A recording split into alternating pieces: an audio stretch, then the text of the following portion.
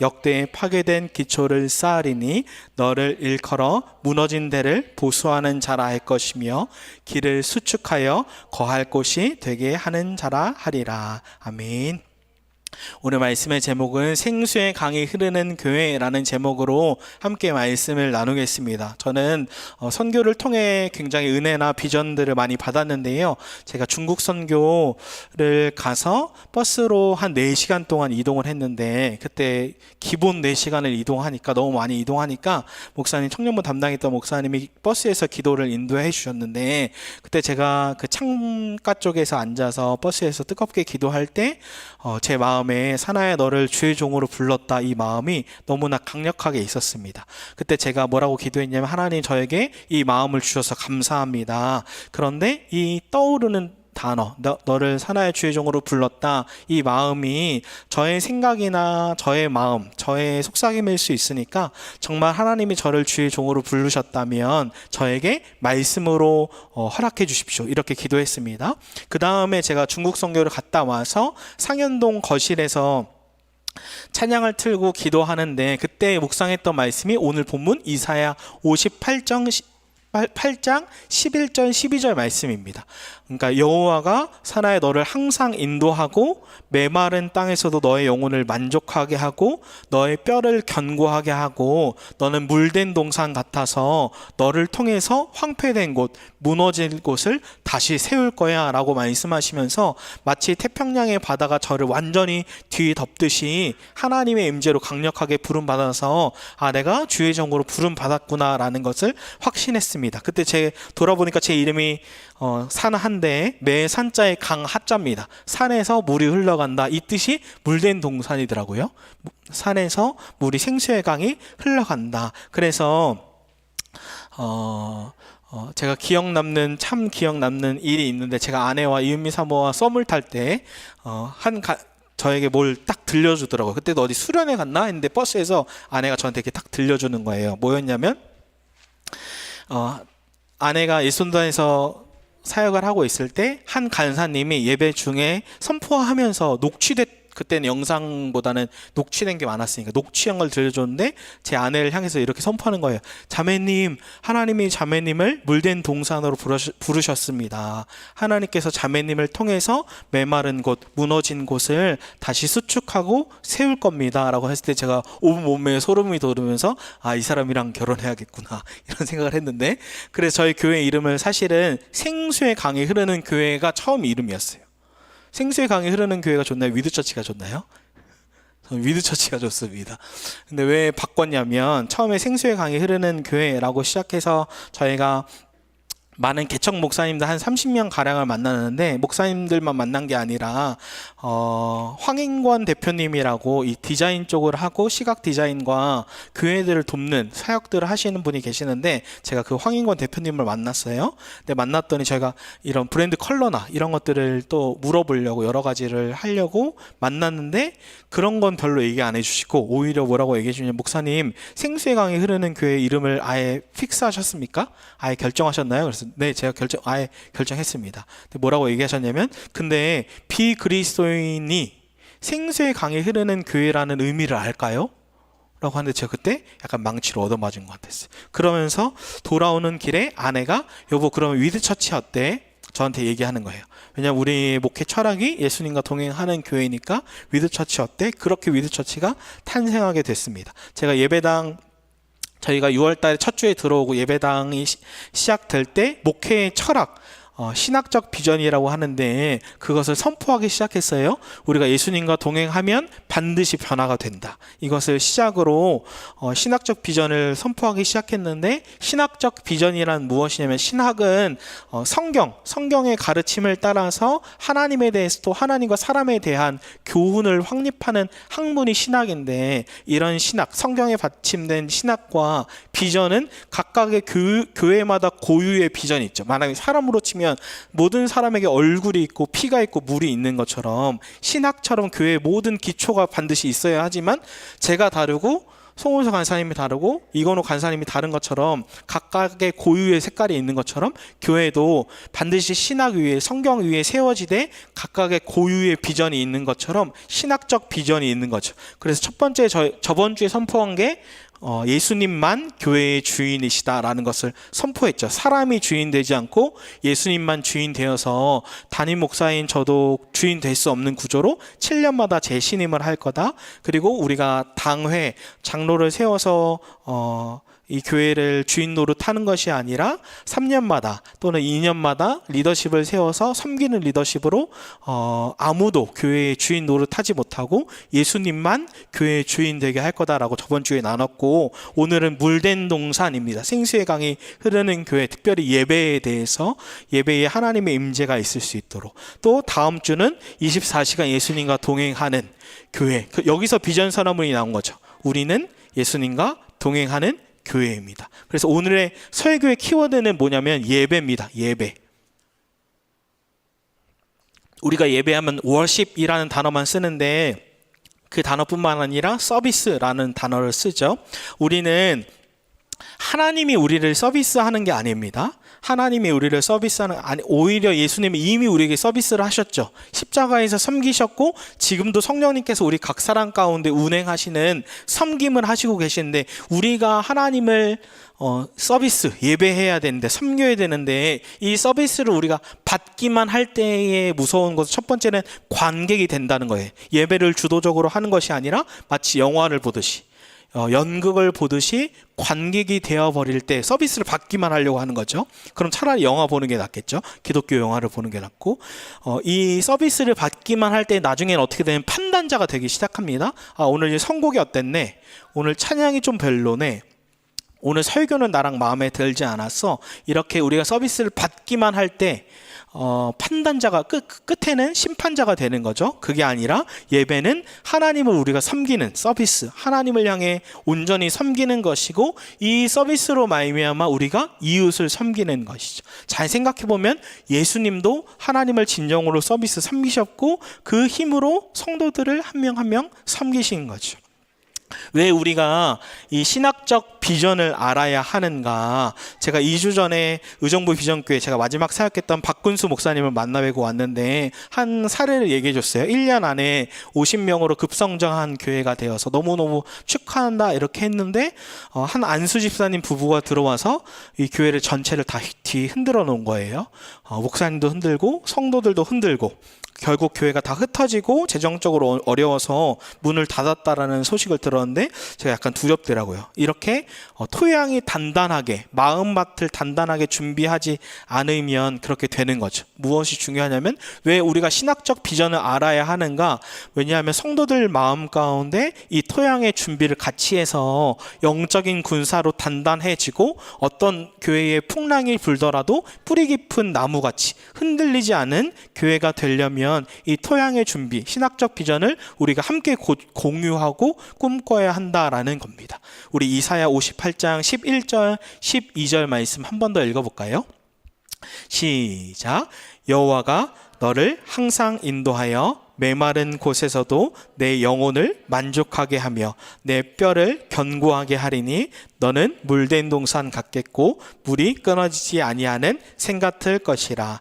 내게서 날 자들이 오래 황폐된 곳들을 다시 세울 것이며 너는 역대의 파괴된 기초를 쌓으리니 너를 일컬어 무너진 데를 보수하는 자라 할 것이며 길을 수축하여 거할 곳이 되게 하는 자라 하리라. 아멘.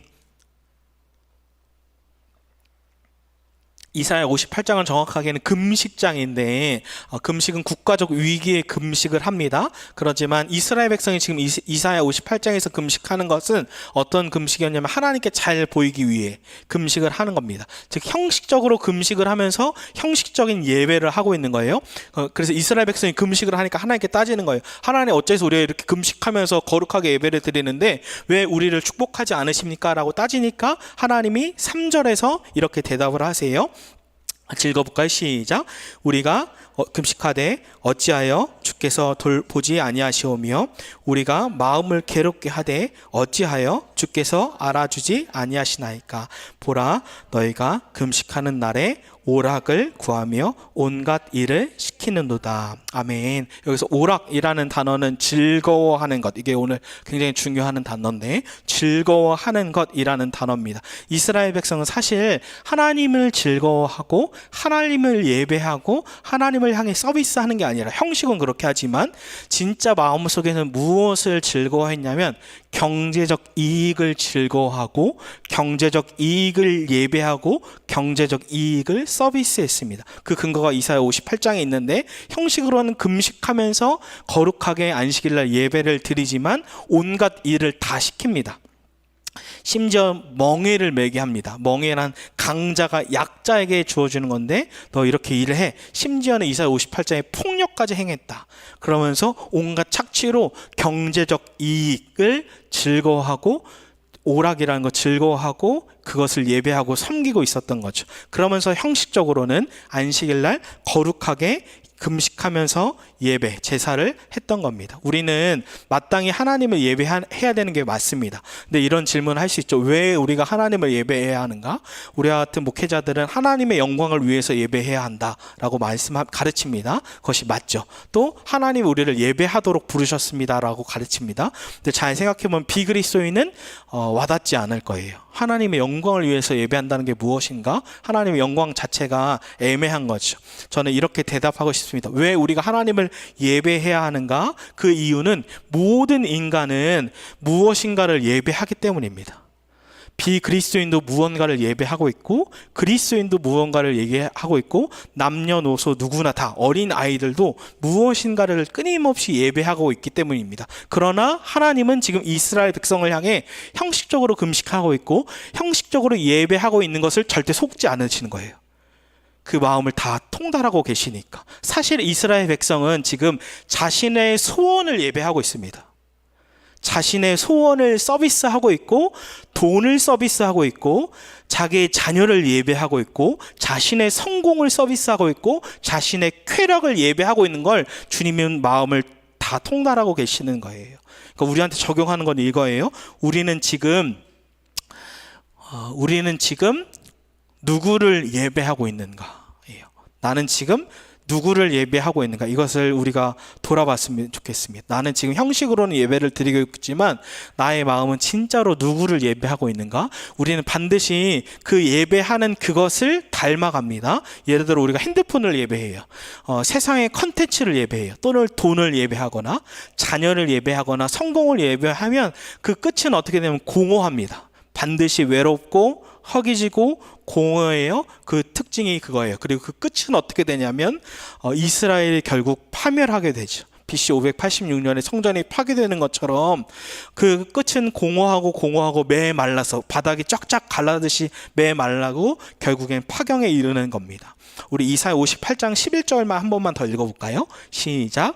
여호와가 너를 항상 인도하여 메마른 곳에서도 내 영혼을 만족하게 하며 내 뼈를 견고하게 하리니 너는 물된 동산 같겠고 물이 끊어지지 아니하는 샘 같을 것이라. 아멘. 여기서 영혼이라는 단어가 중요한데 히브리어로 네피쉬라는 단어인데 영혼, 식욕이라는 의미입니다. 즉 우리의 영혼이 아무리 다른 것을 예배하더라도 마치 깨진 항아리처럼 계속 공허하고 목마르고 외롭고 허기지는 거죠. 저는 저를 돌아보면서 이 설교를 준비하면서 이게 내 모습이구나. 내가 지금 형식적으로는 또 목사로 하나님을 전심으로 예배한다고 하지만 그 예배가 진심이지만 동시에 저는 돈을 예배하기도 하고 세상 컨텐츠를 예배하기도 하고 저의 간절한 소원을 예배하기도 하는 거죠. 즉 하나님이 장사나인 저를 볼 때 이스라엘 백성을 책망하는 것처럼 저를 똑같이 책망한 거예요.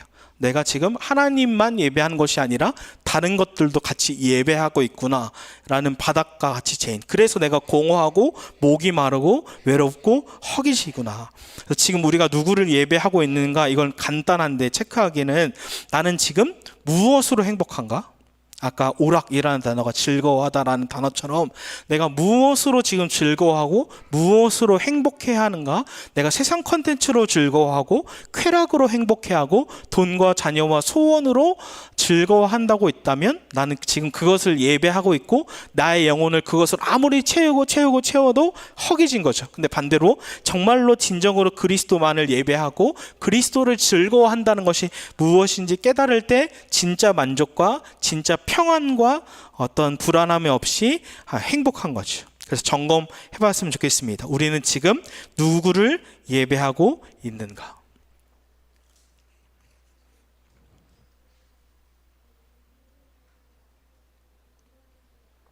결국 이 이사야 58장은 약한 자, 그 멍에를 매게 했던 사람의 멍에를 끌어주고 풀어주고 압제를 풀어줄 때에 이사야 58장이 약속하는 건데, 메마른 삶, 내 삶이 쫙쫙 갈라지듯이 메마른 삶이 물된 동산으로 바뀔 거야 라고 11절에 약속하고, 무너진 성전이 재건될 거야. 이거는 앞으로 아직 이루어지지 않았는데 이사야 BC 586년에 성전이 파괴되고 다시 재건될 걸 미리 보여주시는 거예요. 이 무너진 성전을 재건하게 될 거야. 언제요? 약한 자의 멍에를 풀어줄 때, 압제 당한 자를 끌어주는 금식을 할 때. 근데 이게 쉬운가라고 저를 돌아봤어요. 이게 쉬운가? 지금으로 치면 약자를 섬기는 거, 이게 쉬운가? 섬기고 챙겨줄 때 오히려 저는 제가 경험한 건 약자를 섬길 때에 돌아오는 건 상처예요.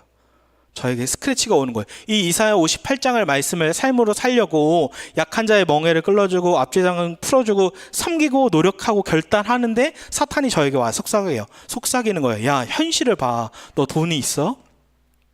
너만 퍼줄 거야?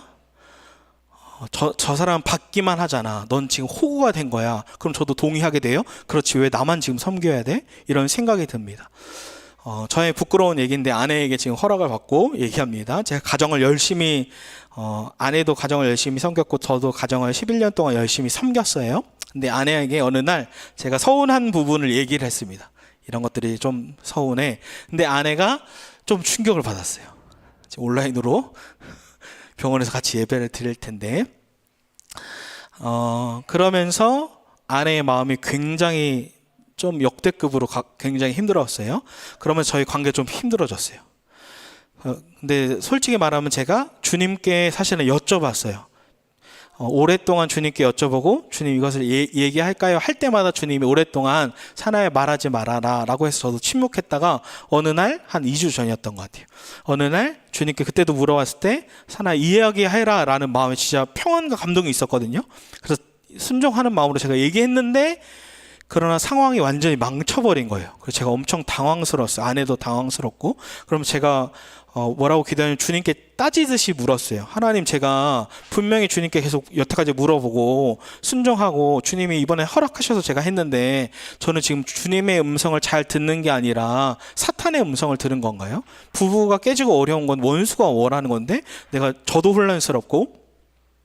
네, 시간이 흘러서 다행히 저는 하루도 아내랑 어려우면은 못 살 것 같아서 한 이틀 만에 관계가 다 회복되고 아내도 지금 좋아졌는데, 그리고 저희가 원래 매일 밤에 성도들을 위해 기도해서 저녁마다 저희가 8시 9시에 같이 둘이서 방에서 기도하거든요.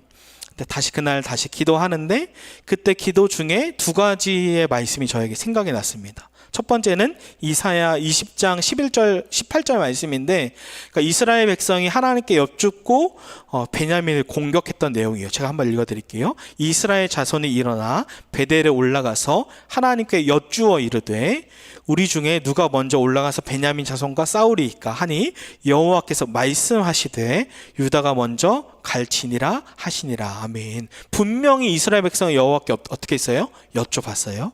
그리고 하나님께서 분명히 어떻게 하셨어요? 말씀하셨어요. 가서 치라고.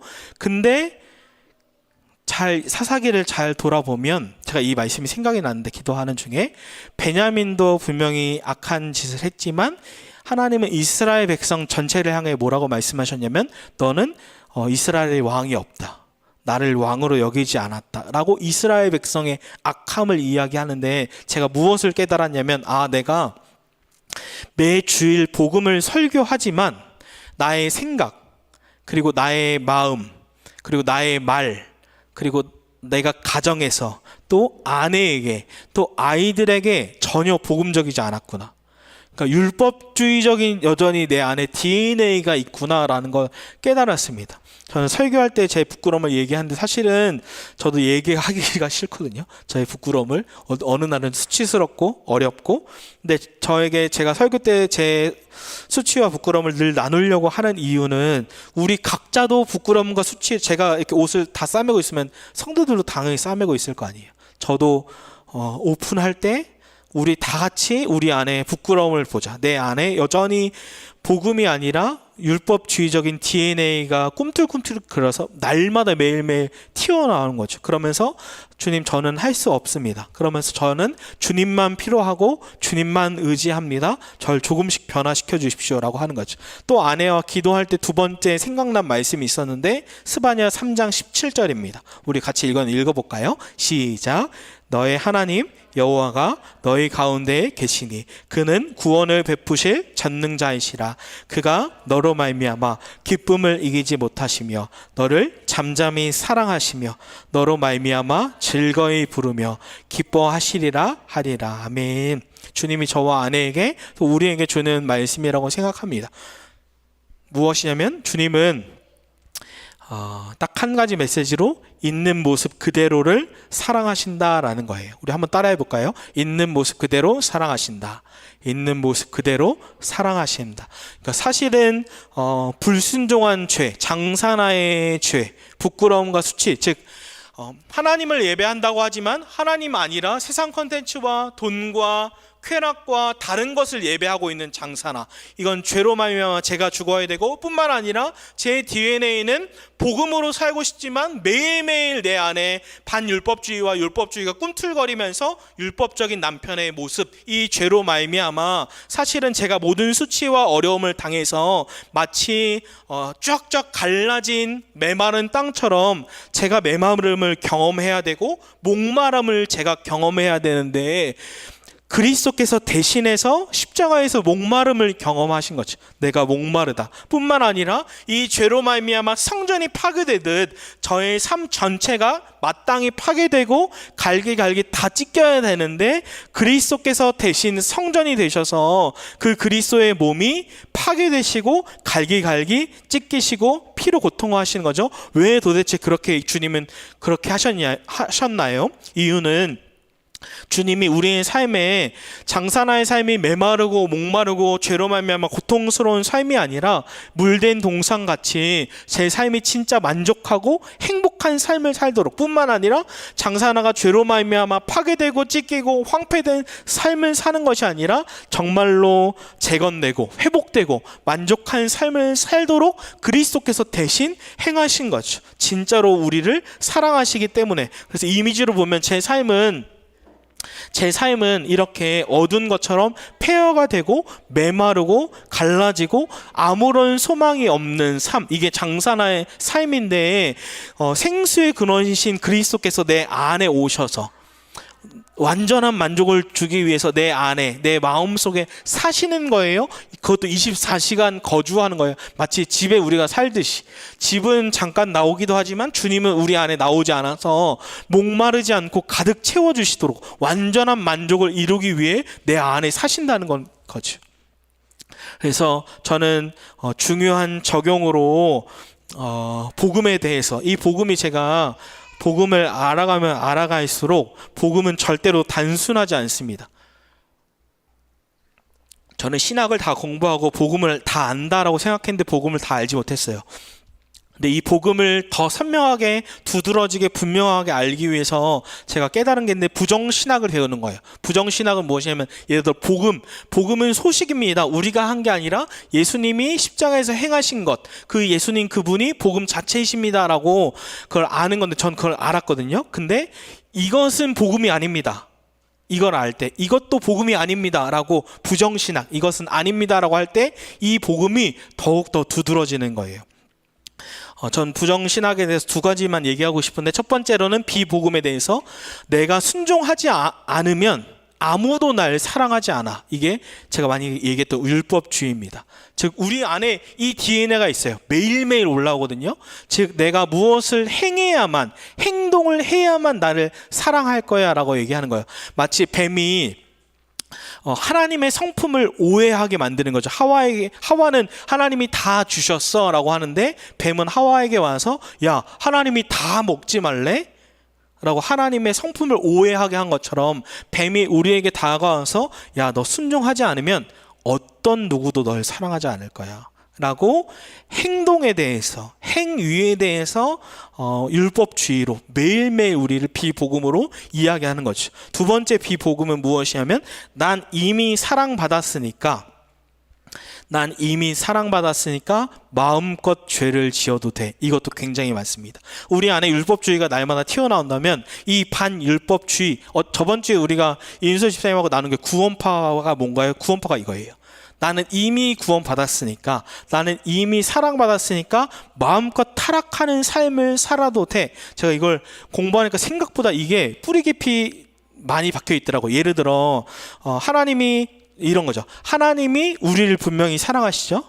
근데 죄도 사랑하나요? 아니요. 죄는 분명하게 미워하세요. 죄를 싫어하세요? 그래서 아들까지 죽이셨다니까 죄를 다 끌어안고. 근데 예를 들어 기독 동성애자들도 있거든요. 난 예수님을 믿어. 근데 동성애 목사들도 있어요. 기독 동성애들도 다 포용해야 됩니다. 예, 포용해야 되죠. 근데 중요한 건 이들은 우리가 마음껏 죄를 져도, 성을 바꿔도, 내가 남자인데 남자를 사랑해도 하나님은 사랑하십니다. 그건 틀리거든요. 이게 얘기하는 거예요. 반율법주의.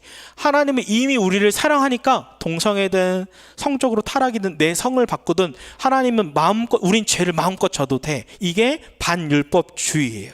이게 생각보다 종교적인 것에 이단이 굉장히 많습니다. 그렇지 않습니다. 하나님은 우리를 분명히 사랑하시지만 죄를 미워하시는 거죠. 비복음 중에 반율법주의는 타락해도 괜찮아 라고 외치는 것이 반율법주의, 비복음입니다. 그럼 복음은 무엇입니까? 복음은 주님은 우리를 있는 모습 그대로 사랑하신다예요. 아까 반율법주의와 뭐가 다르냐면, 예를 들어 이런 거예요. 우리 자녀들 유민이, 하민이, 로이, 하이를 부모가 마음껏 사랑해줘요. 부모에게 물을게요.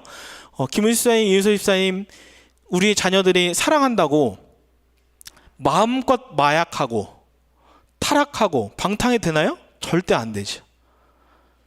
이게 부모의 마음처럼 또 동일하게 진짜로 사랑한다면 우리의 자녀들이 바르게 크기를 원하는 거예요. 그래서 진짜 복음, 하나님이 나를 아무 조건 없이 사랑하신다, 이 사랑을 진짜 깨닫게 되면 상대방이 싫어하는 것을 안 하게 됩니다. 우리가 연애를 하더라도 상대방이 싫어하는 것을 안 하게 되는 것처럼 우리 안에 있는 죄들을 같이 끊고 싶은데 그 이유는 진짜로 사랑하기 때문이에요. 그래서 복음은 있는 모습 그대로를 사랑하신다입니다. 우리 한 번 더 따라해 볼까요? 있는 모습 그대로 사랑하신다. 있는 모습 그대로 사랑하신다. 그래서 적용으로 예배에 대해서 먼저 이야기하면 이거예요. 무엇을